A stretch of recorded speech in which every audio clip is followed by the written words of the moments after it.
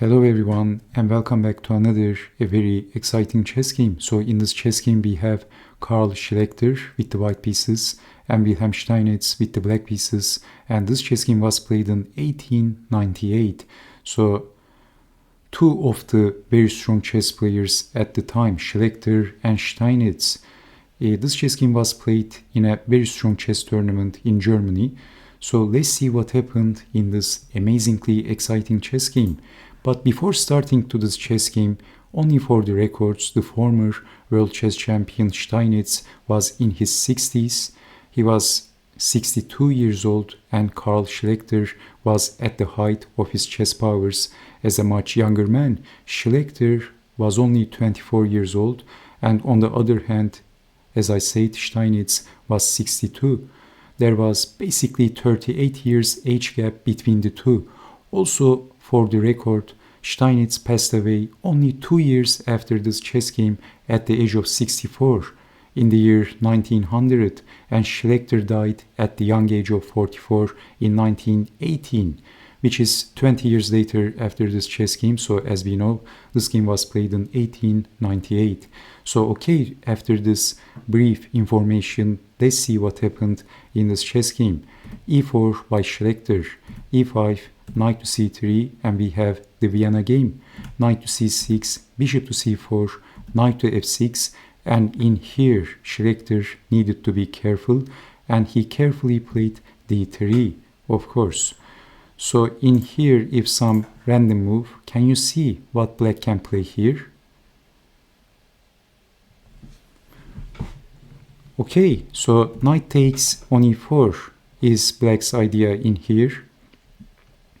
And this is a possibility. So knight takes knight and then d5, forking two pieces. Bishop takes on d5 and queen takes on d5, and this is very good for black. d3 and black is better. So knight to f6, and this is by defending the e-pawn. Knight to a5, chasing the bishop and not retreating the bishop, but a developing move and not wasting time with moving the bishop back. So in here, by the way, bishop to b5 is not going to work because of chasing the bishop and then capturing the bishop, and white is still losing the bishop anyway. And this is also good for black. So in here, instead of wasting move, developing the knight from g to e2, and then capturing the bishop, d takes on c4, and this is a damaged pawn structure and white lost the bishop. How can this be bad for black? But white has strong grip on d5. So d6, I would prefer bishop to c5. So if you are a club level chess player, this move would be much more flexible and fun.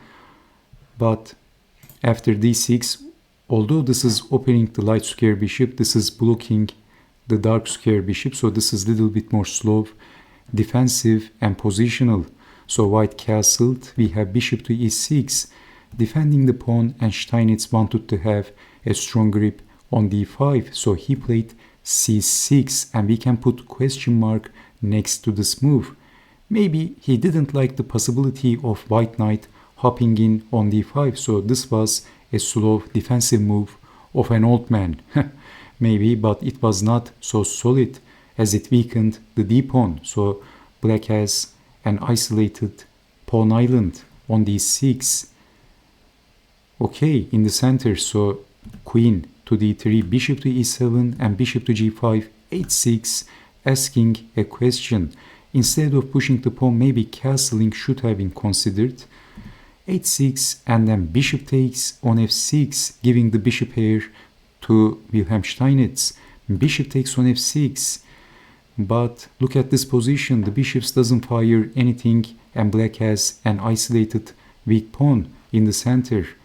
So even though black has the bishop here, it is a little bit insignificant right now. So white is doing excellent. So Schlechter immediately targets that weakness and points out that black has an Achilles heel in the center. So attacking the pawn and how to defend, bishop goes back. And in here, black needed to be very, very solid. But instead, he played bishop to e7, and this was a weak move. Which move was stronger? Queen to a5 was better, but not so easy to spot maybe. And of course, it's easy for me to say sitting in here and finding every strong engine move is also not so simple in the reality, especially for that time period. So why this move was very strong? Now you will understand better, because basically in this position, giving up the pawn, but this was black's idea, bringing the rook over to d8 and how to defend the queen. So pushing the pawn is the only defense. Queen to b6, queen to c5, exchanging the queens, and we can say that white's position is not looking so good, as you can see, because of this damaged pawn structure.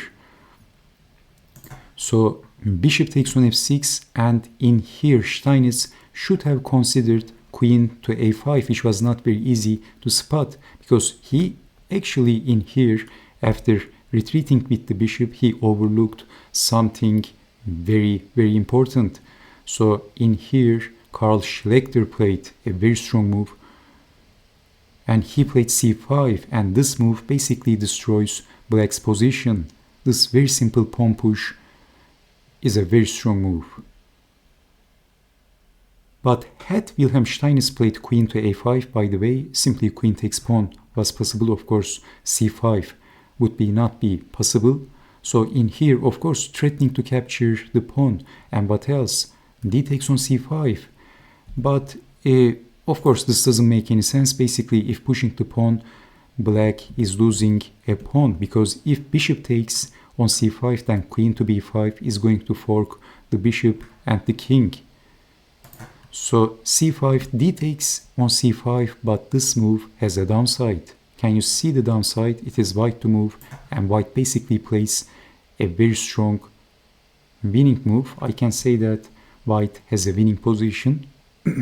White has a winning position after the next move.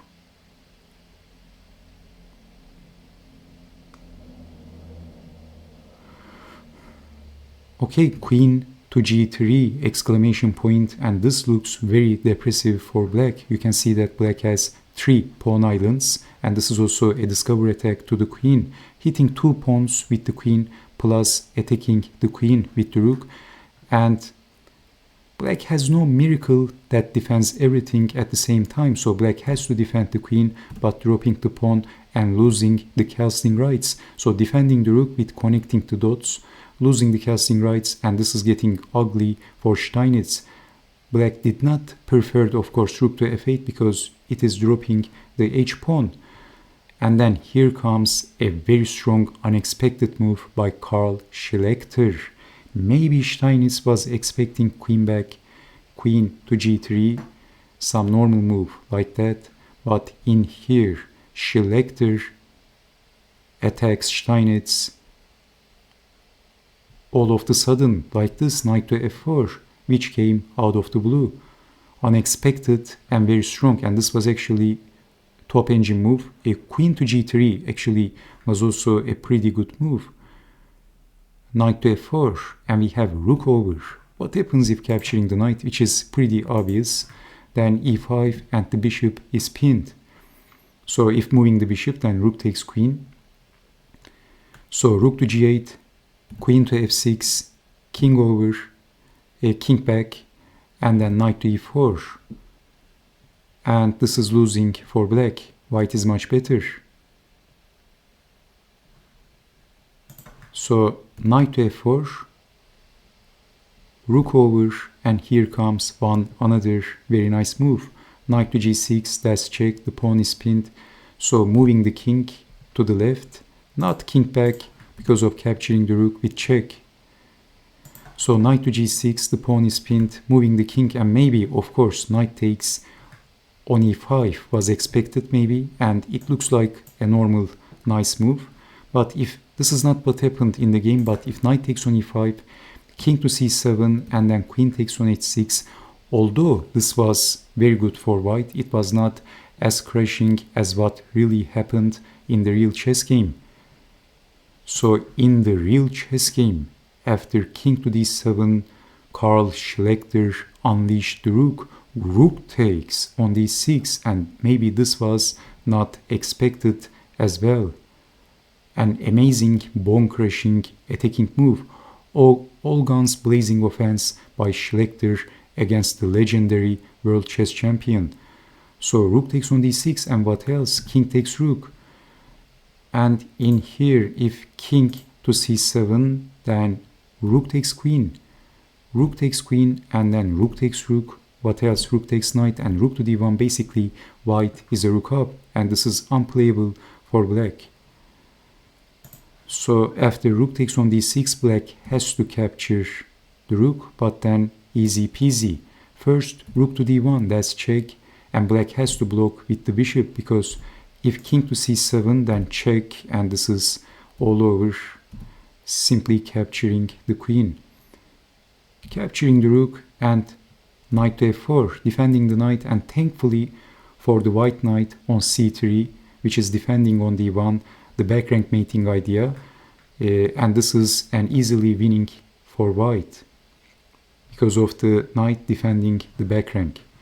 Okay, so rook to d1, the other rook joins the party, bishop to d5, and then queen takes on e5, that's check, king to d7, and then basically Steinitz's position is collapsing. Knight takes on d5, very strong. Now everything is losing for black. This is doom and gloom for black, and Steinitz should have resigned at this moment, in my opinion, but he continued, maybe because of frustration, and resigning at move 21 could also look a bit humiliating for the very famous former world chess champion at the time. And Steinitz decided to capture the knight. This is getting mind-boggling a little bit, but if rook takes knight, then knight to b6 is going to be discovered check, double check, checkmate. And if hoping to flee after knight takes on d5, if hoping to flee, then it loses very quickly to knight from d to e7, only move, and then capturing the queen, checkmate. So we have capturing the knight, but this also fails to rook takes on d5, and we have king to c6, and of course if king goes back, then capturing the queen with check. So king to c6, and then knight to e7, a very precise move, because if rook takes queen, rook takes, and then knight to e7, so black was threatening back rank and at the same time attacking the knight. So this is check, king to b5, and king to f1, defending the back rank idea, and this was still good for white. This was very good for white, but not as crushing as the game continuation. So in the real chess game, king to c6, knight to e7, and king to b6.